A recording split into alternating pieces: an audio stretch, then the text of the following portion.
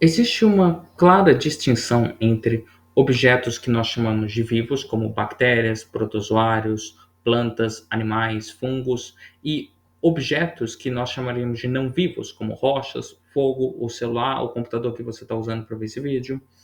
Ah, e da mesma forma, nós sabemos que houve um momento específico em que não existia vida no nosso planeta, especialmente no começo do éon Adiano, para logo depois você ter vida. Especificamente, a evidência mais direta que nós temos de vida remonta a 3,6 bilhões de anos, que são fósseis de estromatólitos, que são colônias de bactérias mortas. E nós temos evidências indiretas mais antigas, sejam algumas possíveis bioassinaturas, que remontam até de 4,2 a 3,7 bilhões de anos, ou, por exemplo, estudos moleculares que indicam que um ancestral comum dos seres vivos remonta a pelo menos 4,2 bilhões de anos, o que indicaria que a vida é mais antiga que isso. E essas evidências indicam quando que mais ou menos a vida surgiu, mas não respondem à pergunta mais ampla, que é como a vida surgiu. Como que objetos e fenômenos vivos surgiram nesse ambiente só de objetos e fenômenos não vivos? E essa é uma pergunta muito ampla e que demanda estudos de uma área bem diversa de disciplinas, incluindo estudos na área da química, estudos na área da geologia, da física, astronomia e outras disciplinas, como paleontologia e biologia molecular. E por conta da quantidade de áreas que é necessário estudar sobre esse tema, esse vídeo não vai ser uma resposta completa, ampla, de forma nenhuma sobre o tema. Ao invés disso, esse vai ser um primeiro vídeo de uma série de vídeos focada na origem da vida. E esse vídeo vai ser uma introdução básica ao tema. Então, antes de mais nada, antes de começarmos essa série, é importante deixar algumas definições e uns conceitos básicos bem definidos antes de começarmos a mergulhar nesse tema. Que é basicamente o seguinte: primeiro, existe uma clara diferença entre evolução biológica e origem da vida.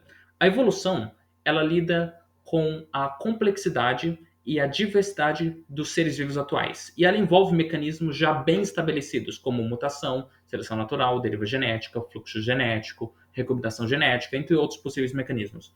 Uh, Em contraste, a biopoise, ela lida especificamente como a vida surgiu e os mecanismos que ela lida, eles ainda estão bastante debatidos. Existe bem menos consenso sobre eles. Da mesma forma, a evolução, ela lida que uma vez que já existe vida, como ela evolui, como ela se torna mais complexa e como ela se diversifica. Em contraste, a biopoise, que é a área que estuda a origem da vida, ela lida como essa primeira vida ou essas primeiras vidas surgiram de coisas não vivas. E existe um outro ponto importante que a gente vai debater mais para frente, que é se os mecanismos para a origem da vida continuam existindo hoje ou não. Porque no caso da evolução, a evolução continua atuando. Já a biopoise, uma maioria da comunidade científica diria que já não existem meios para ela acontecer e vamos abordar isso em vídeos mais para frente. E a questão é, dois conceitos básicos que alguns de vocês já devem ter visto durante o ensino médio é o conceito de abiogênese e biogênese. Então, a biogênese é a ideia de que a vida surge da não vida, de coisas não vivas, enquanto a biogênese surge apenas, a vida surge apenas de coisas vivas. E são conceitos úteis quando você está no ensino médio para entender, mas eles têm um monte de problemas. E aqui eu vou tentar explicar alguns maus conceitos envolvendo essas duas definições. Então, para começar, a biogênese não é a mesma coisa que geração espontânea. Muitas vezes eles são tratados como sinônimos, mas não são. Então, geração espontânea é a ideia de que organismos vivos, do jeito que a gente conhece, os organismos altamente complexos, surgiriam a partir de matéria em decomposição. Por exemplo, moscas surgindo de carne apodrecida, bactérias surgindo de sopas de matéria orgânica e por aí vai. Mas não é assim. A gente sabe, nós temos tanto experimentos mostrando que esses organismos não surgem do nada da matéria em decomposição, por exemplo, recipientes com carne apodrecida com um tampão que impediria moscas de entrar, não vão ter moscas surgindo nessa carne. Da mesma forma, a gente sabe que o ciclo de vida dos organismos atual envolve muitas vezes fases como, por exemplo, ovos que são poucos visíveis, ou, por exemplo, lavas que sofrem metamorfose. Então, onde antes de povos antigos ou cientistas antigos viam, por exemplo, lavas e não conectavam as lavas com as moscas, a gente sabe que lavas são estágios de vida das moscas, da mesma forma. A gente sabe que ostras e outros moluscos, por exemplo, quando reproduzem, muitas vezes produzem ovos que são pouco visíveis. Daí a ideia de que eles se originavam do nada, a gente sabe hoje que é falsa. E não só para organismos mais complexos, mas organismos microscópicos, como bactérias, a gente sabe também que elas não surgem do nada. Elas necessitam de entrar em um ambiente, que é demonstrado no experimento de Pasteur. Então a gente já descartou a geração espontânea. Mas quando a gente fala de abiogênese e biogênese, pelo menos no debate atual, a gente tem que lembrar que a biogênese não é só a ideia de vida surgindo da não vida, é mais que isso. É a ideia de que em algum ponto específico, algo não vivo se tornou vivo. Em contraste, biogênese é a ideia de que em algum ponto específico não houve um momento específico, ou melhor, não houve um momento específico que uma coisa não viva se tornou uma coisa viva. Então, essas são duas definições que são mais fáceis de compreender esses dois processos. Então, a biogênese, ela defende que há um ponto específico, que algo não vivo se tornou vivo, enquanto a biogênese defende que não há tal ponto específico. Qualquer coisa viva só surge de algo já vivo. E aí a pergunta que fica, qual dessas duas visões está correta? E a resposta para isso é um pouco mais complicada do que vocês podem pensar. Bom, para começar, a gente sabe hoje, o consenso científico atual, que houve um processo de que a gente chamaria de evolução química, que não é a mesma coisa que a evolução biológica. A evolução química é o processo gradual de origem da vida a partir de fenômenos químicos, e vamos aprofundar nesse tema nos próximos vídeos. E levanta a pergunta, olhando isso, alguns podem pensar, bom, a biogênese então está correta, já que você teria um processo de objetos não vivos, eventualmente dando origem a algo vivo dentro desse cenário. Mas, na verdade, não. Isso porque a resposta se a biogênese ou a biogênese está correta não depende só do mecanismo de formação da vida, mas também depende da definição de vida. Então, em vídeos anteriores eu já mencionei que duas definições, não são as únicas, mas duas definições que são muito usadas no debate sobre o que é vida são a definição descritiva, que para algo ser vivo ela tem que ter uma série de características, incluindo homeostase, organização, o objeto tem que ser organizado em células, ele tem que ter metabolismo, crescimento, resposta a estímulos, reprodução, e ele tem que passar por processo evolutivo.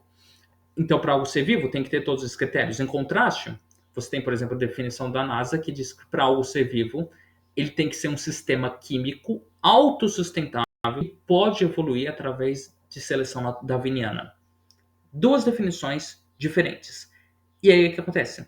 Se nós pegarmos essas definições e aplicarmos para evolução química, dentro da definição da NASA, nós podemos dizer que a biogênese está correta. Pelo menos assumindo a evolução química, houve um momento que processos químicos deram origem a um sistema autossustentável que replicava e poderia passar. Houve tal momento de transição. Então, pelo menos em alguns modelos de evolução química. Então, a gente poderia dizer que a definição da NASA ela suporta uma definição abiogênica. Só que a definição descritiva não. A definição descritiva ela suporta uma ideia de biogênese, de que houve um processo gradativo de transição, por exemplo, para organismos com células, porque a definição descritiva demanda que os seres vivos têm que ser formados por células. Então, para ilustrar isso, basicamente, nós pegamos uma protocélula, uma estrutura que não é uma célula, ou seja, não incluiria na definição descritiva de vida, mas que tem vários mecanismos próximos da célula, gradualmente, essas protocélulas se dividindo, eventualmente teriam passado por processos evolutivos que eventualmente dariam origem a células mais complexas propriamente ditas. Mas não haveria um momento definitivo que uma protocélula teria virado uma célula ou teria se dividido entre, de um lado, uma célula, do outro lado, uma protocélula. O processo é gradativo e, portanto, a ideia de que toda vida vem de uma vida previamente dita estaria correto e, ao mesmo tempo, o processo de evolução química também estaria correto. Pelo menos pegando essa definição. E é importante salientar também que, dentro dessa definição, a gente poderia então dizer que a evolução biológica até teve sim também um componente e uma influência na origem da vida. Então, como eu falei, os dois conceitos são distintos, mas dentro dessa definição de vida, já que os mecanismos evolutivos predeceriam as células, já estando presentes em protocélulas, eles já poderiam atuar para a evolução de protocélulas em células propriamente ditas. Isso apenas diria que os mecanismos da evolução biológica não são por si só suficientes para explicar a origem da vida. Então você teria outros mecanismos atuando, mas eles seriam mecanismos importantes para a origem da vida dentro dessa definição. Nesses próximos vídeos, nós não vamos entrar na questão de qual dessas definições estão corretas, ainda que eu tenha uma preferência por uma delas, mas o fato é, elas não são relevantes. O que a gente então vai focar nisso vão ser como esses processos, como esses mecanismos em si atuam e que eventualmente deram origem a células complexas. Então, é importante aqui lembrar outra coisa. A evolução química, ela não é uma coisa homogênea. Pelo contrário, na verdade, nós temos múltiplos modelos diferentes que explicam a evolução química. Então, por exemplo, nós temos, modelos envolvendo o mundo RNA, o metabolismo primeiro, o modelo de membranas, modelo de argilas, modelo de fontes hidrotermais. Existem outros modelos, por exemplo, modelos de panspermia, modelos de impacto de geleiras na formação de ligas mais complexas de estruturas químicas. Tem vários modelos. Alguns desses modelos não entram em conflito um com o outro, eles são compatíveis entre si. Outros já entram mais em conflito. E, além disso, o debate da origem da vida ele envolve três questões diferentes. Ele envolve o que a gente poderia chamar de explicações sintéticas, que focam em quais são os mecanismos possíveis para a origem da vida. Então, isso envolve estudos mais amplos, que é quais os possíveis mecanismos, e ao que parece, existem mais formas possíveis da vida se originar do que a gente poderia ter permitido no nosso planeta. Aí entra uma outra questão mais específica, quais são os fatores mais universais para a origem da vida? Então, quais são os fatores essenciais entre todos esses mecanismos? E existe o ponto mais central que vai ser desses vídeos, que vai ser qual a explicação histórica, quais foram os mecanismos que de fato atuaram no passado da Terra para a origem propriamente da vida. Então, quando nós falamos de origem da vida, nós temos esses três áreas diferentes de enfoque, que é os aspectos universais para a origem da vida, as várias vias que a origem da vida poderia acontecer e a forma como elas de fato aconteceram no nosso passado. Nós vamos focar os três pontos nos próximos vídeos, mas o foco principal deles vai ser o aspecto histórico. E especificamente, qualquer modelo que nós vamos usar precisa explicar a origem de fenômenos químicos. Qualquer modelo precisa ter um conhecimento forte de química. E não pode também só se limitar à área da química, mas tem que ter um forte conhecimento de química, especialmente no chamado CHOMPs, que é o carbono, hidrogênio, oxigênio, nitrogênio, fósforo e enxofre. 6 elementos químicos muito importantes para a formação das moléculas orgânicas. E principalmente o carbono, por conta dele ter capacidade de ligação de 4. Ele tem a capacidade de ligar em 4 átomos diferentes ao mesmo tempo. E esses átomos, eles permitem a formação de várias moléculas essenciais. Então, nucleotídeos, que formam o DNA e o RNA, aminoácidos, que formam proteínas.